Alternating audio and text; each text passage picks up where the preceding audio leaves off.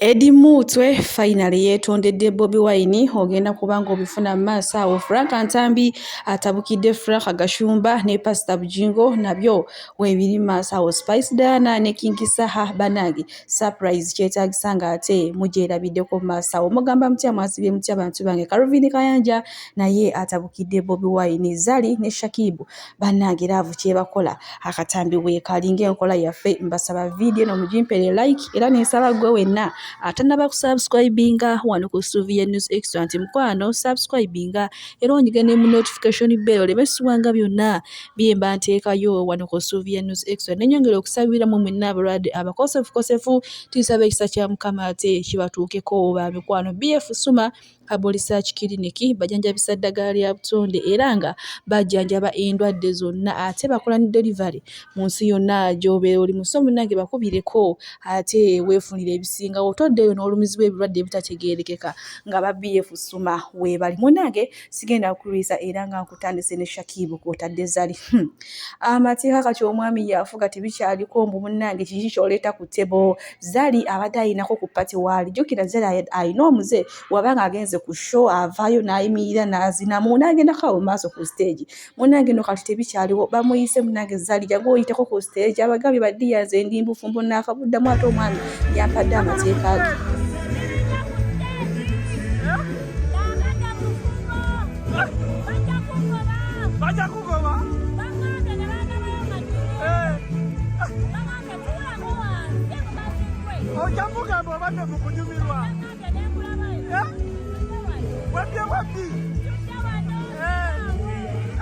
Obufumbo bwazzeemu munnange Zaini Shakibu temuyina kye mutugamba.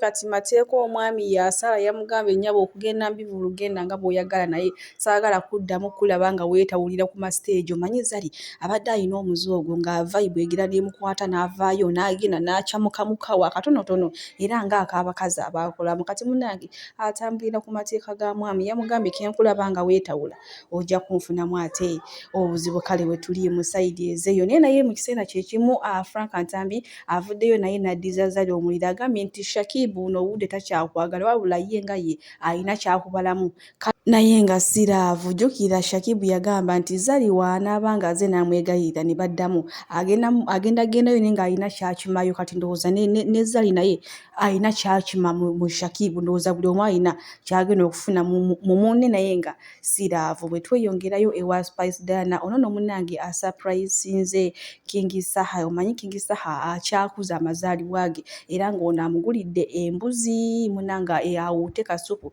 kw'otadde ne keeki. Kale we tuli mu sayidi ezeeyo. Bwe nkongerayo ewa Eddie Mutwe ono no munnange avuddeyo n'ennyonnyolako lwaki yalabikira mu katambi nga awenyuka emisinde giri gye bayita vaawompi. Tewagambye yali ayina embeera embi gy'atangira ye kwe kudduka naye abinnyonnyodde. Kale muyina maaso wano nammwe kamusooke mwerabireko ate tusobole okweyongerayo ba mikwano n'agaleero mbu abantu mwakiraba bubi naye ye si kye yali aliko eky'okudduka era avuddeyo ne yeetondera buli omu gwe kyakosa. Kale katusooke tumulabe tweyongereyo n'agaleero.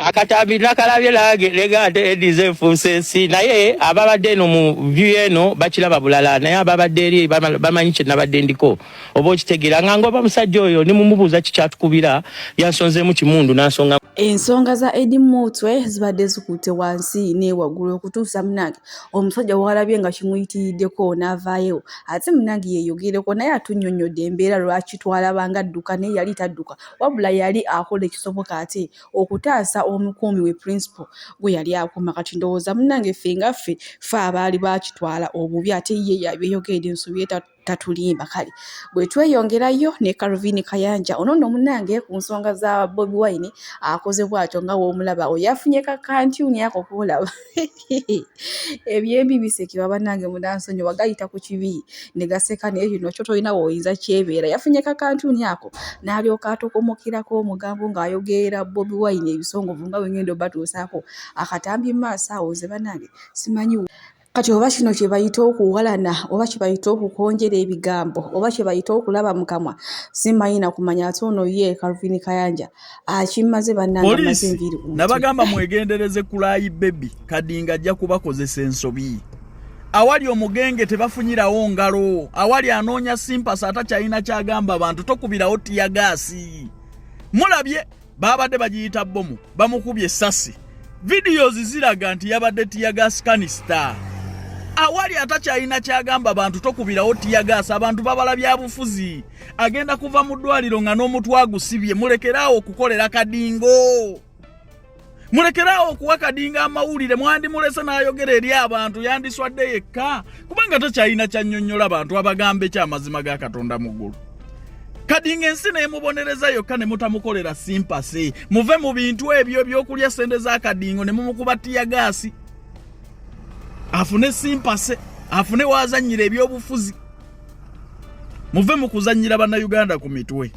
Calvin Kayanja ye munange ate bwatyo bwayogedde ku nsonga za principal. Ne munange omanyi bagamba ebyembi byo bisekerwa. Katebwa kano ka kantuni yakajjerudda wana ateekako ekifaananyi kya Bobi Wine. Bannange awo lutuuse obusungu bo bungi nnyo nnyini ddala, kuba kati weebuuze kwegamba bannange naye kyemmanyi mu Buganda wano omuntu waba afunye obuzibu ne waba nga yakola ekibi obikkabikkako, naye maama we tuli tetugenda kubanga ate tubirwamu bwe tweyongerayo ne MC Katisi. Munnange abo abaana boolaba bonna ba MC Katisi munnange, era muno mu Uganda MC Katisi akwatamu ekifo nno ekyokubeera taata omulungi nga musajja alabirira abaana be. Bawo bonna banyirira, naye maama abasajja abasinga lwakuba ensangi zino tebakyayagala kulabirira baana baabwe, simanyi kiki kyabatuwako. Naye MC Katisi musajja wa buvunaanyizibwa, aweerera abaana be, abatuusaako buli kimu kyonna kibabeera beetaaga. Kale munnange Mukama ayongera okugabira. Bwe tweyongerayo ne Madamu Teacher Honorable Betty Nambooze, ono nno munnange avudde mu mbeera era n'atabukira poliisi ya Uganda kw'otadde n'abaddirira, n'agamba nti mubadde muli mu lukwe olwagala okutta Bobi Wine. Naye munnange nti akyabalemeredde, Mukama amuwugudde emisanvu mingi nnyo nnyini ddala. Mulina maaso wano takumye okwo n'agamba nti ayagala poliisi eveeyo yeetondere principal olw'ekintu kye bamutuusizaawo. Nti ekyagudde ku Kyagulanyi si kabenje, wabula obutemu obuteeketeeke obwategekeddwa obulungi nga tebunabaawo. Olwaleero tugenze ne twetegereza vidiyo ezakwatiddwa bannayuganda ab'enjawulo n'ekiwandiiko kya poliisi kye yafulumizza.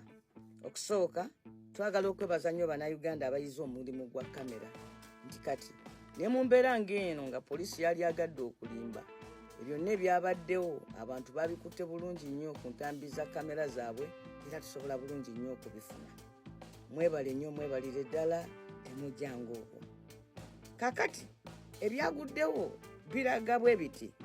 Mukamu ka vidiyo ke tulina era akempereza kengenda okuweerezaako minisita, mulimu eddoboozi ly'omupoliisi ng'akoowoola nti oyo mukube essasi, shoot him. Ekyo kiraga nti nno buli eyakubye Oweekitiibwa Kyagulanyi tekyamusimatuse busimatuse, wabula yabadde atuukiriza biragiro bya Mukama we. Ekyokubiri, abamulumbye mwabaddemu abapoliisi, ab'amagye n'ab'ebitongole by'okwerinda ebirala, ekiraga nti bano baatudde ne bateekateeka n'ejje ery'okumulumba. So sigamba mbw'oba yabadde ayitawo awo ne wabaawo akasambattuko, abasirikale 3-4 abalinaanyeewo awo ne badduka okujja. Nedda, kino kyabadde kiteeketeeke ng'olaba abantu babanonye okuva eno n'eno ne babateeka wamu. Ekirala kibadde nkola, era nkola ya poliisi n'amagye okuva lwe twayingira mu kalulu okulondoola Kyagulanyi ye n'ab'omu maka ge buli waagenda ne bamutambulirako, era n'olunaku lwajjo kye babadde bakola.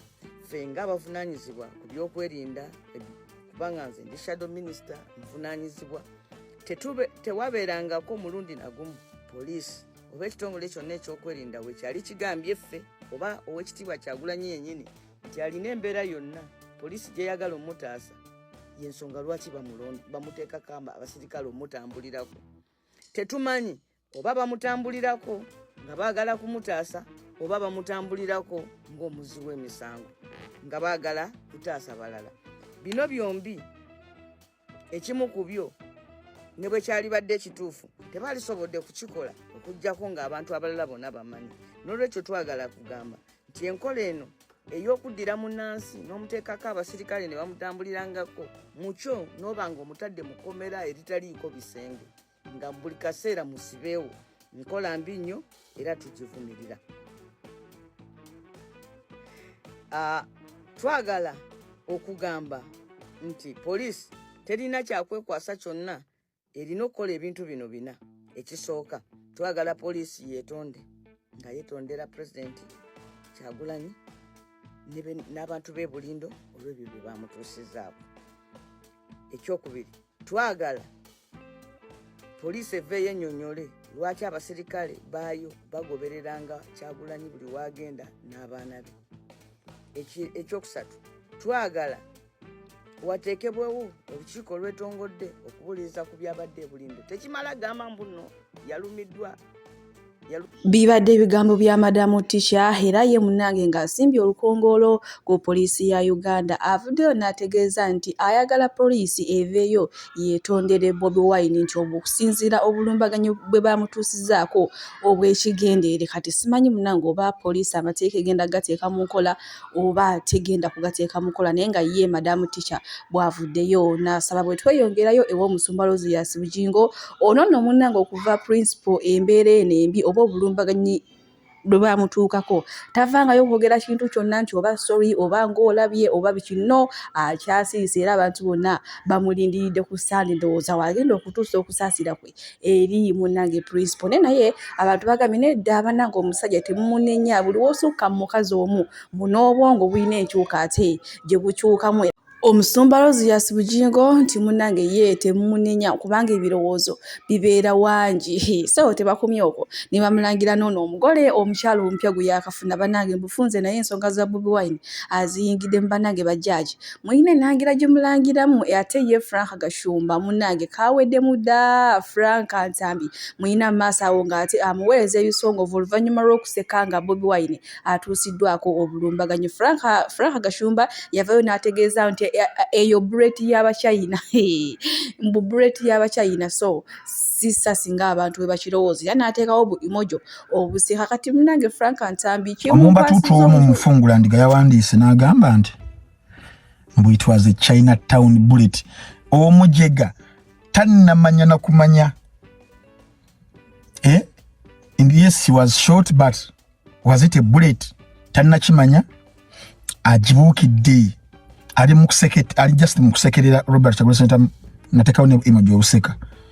Omwami oyo owasimuka Uganda, omwami wasimuka bwatyo. Omwami wasimuka si gwe nandirowoozeze alibadde asekerera ensonga nga bwetyo. Wadde bali ku mugaati okukola ekyo. They are being paid. Bobi Wine is feeding people who have done so many shows about that and exposed those abajja ku Kyagulanyi mu mbeera eyo.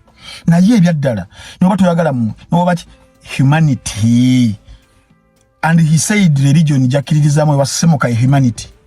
So yatugamba mutaina simuka tuli kisiki ze dini yange humanity ye mukulu nkubira wano tumalo genda ku mukulu oyo yennyini nnyini. Badagamba nti kyannaku omusajja wasisimuka Uganda oyo omweru n'agenda ku mikutu gye n'abalaatira mu nnaku ya Robert Kyagulanyi Ssentamu. N'abeera ng'abalaata n'aseka embeera n'agiyita mbu that was Chinatown bullet. N'asako ne emoji eziseka. Really? Omusajja wasisimuka Uganda. Nomana olimba abantu nti obelieving mu humanity.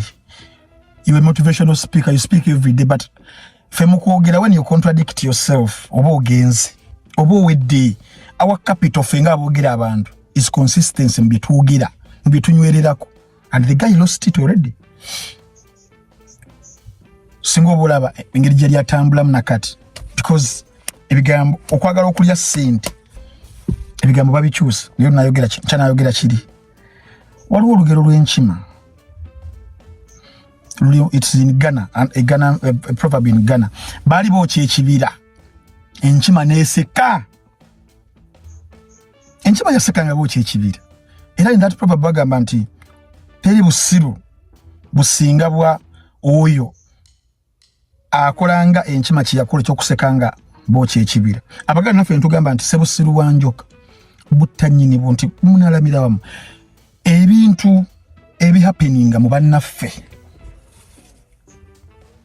naffe abalala abaseka bisobola okutuuka kenca bitulabye examples nyingi nnyo wano mu ggwanga lya Uganda we tuli kalo kano bangi ababadde basasulwa ssente okuvuma Robert Kyagulanyi Ssentamu n'atabaddamu naye Katonda ye n'asalawo otherwise kubbo